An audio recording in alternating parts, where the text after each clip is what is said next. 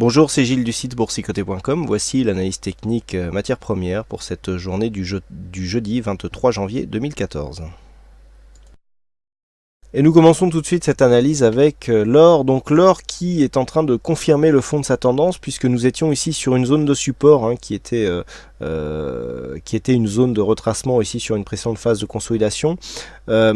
Cette zone a réellement bien résisté, on avait une zone à 1236 qui donnait un support. Alors on a eu une légère cassure, on a eu un début de setup baissier honnêtement, puisqu'on a eu ici une cassure de points bas significatif, retour sur la moyenne mobile 20 exponentielle ici.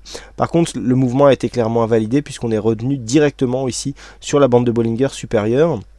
On est venu tester ici une zone horizontale qui était déjà identifiée, 1265,60. Pour information, le plus haut se situe à 1265,60, donc au pips près. On est venu valider ici une résistance qui était déjà identifiée. Et puis, eh bien, les cours sont en train de prendre un trend haussier assez dynamique. Alors, je vous avais parlé de ce trend, on a ici une zone de résistance qui est une résistance moyen-long terme qui devrait être testée prochainement.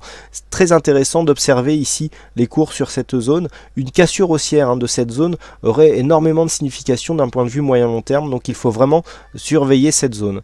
Alors, par contre, du point de vue de la configuration, on commence à être en surachat. Il semble peu probable que la cassure ici s'effectue sur cette zone alors que le surachat commence à être relativement fort.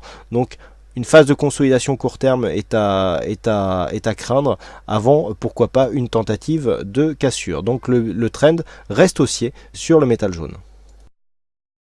Sur le WTI, nous avons un effet dollar dont j'ai déjà parlé sur l'analyse Forex qui confirme ici la tendance qui était déjà en cours hier. Donc on a une phase de hausse qui continue, malgré un surachat qui est relativement fort et qui reste constant. Alors je vous dis souvent que les matières premières sont plus aptes à faire perdurer ici des phases de consolidation. On en a ici un parfait exemple, malgré à faire perdurer les phases de surachat. Malgré ici un surachat qui est relativement important, et bien des signaux même qui interviennent sur le MACD. Il n'y a pas de perte de dynamique, on continue à monter en cassant les résistances une après l'autre. Donc là on est clairement avec un objectif à 98 $ le baril, la dynamique est relativement forte. Bon, il faut s'attendre quand même à ce qu'au prochain retournement les cours reviennent ici en direction de la moyenne mobile 20 exponentielle. Le surachat est quand même relativement marqué et la tendance donc reste bien haussière donc sur le WTI. Et sur le Brent par contre, eh bien, nous avons un mouvement beaucoup plus poussif, puisque nous sommes ici sur une évolution assez molle. On vient même marquer ici une phase de consolidation vers la moyenne mobile 20 exponentielle. Alors le fond de la tendance reste haussier, puisqu'on est bien au sud ici de cette moyenne mobile 20 exponentielle. Par contre la dynamique est relativement faible, notamment par rapport à ce qu'il se passe sur le WTI.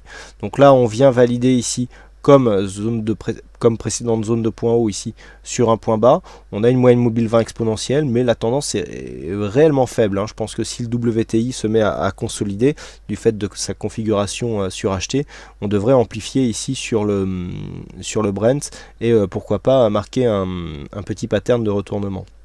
Qui plus est, nous avons ici une divergence qui commence à être visible sur le RSI, pas encore trop sur le stochastique, mais cela montre que cette tendance n'est pas si puissante que cela. Donc, sur une rupture ici de cette zone des 107,30, il est possible de jouer par exemple un retour sur les 106,44 pour jouer, je dirais, la corrélation par rapport au WTI qui surperforme largement mais qui se trouve en net surachat. Donc si la corrélation est respectée, eh bien on devra avoir une amplification du mouvement de consolidation qui devrait intervenir sur le Brent. Voilà ce que nous pouvons dire sur ces analyses techniques des principales matières premières. Il ne me reste plus qu'à vous souhaiter à toutes et à tous une bonne soirée, bonne chance dans le prochain trade. Et on se retrouve donc dès demain pour d'autres analyses techniques en vidéo. Bonsoir à tous.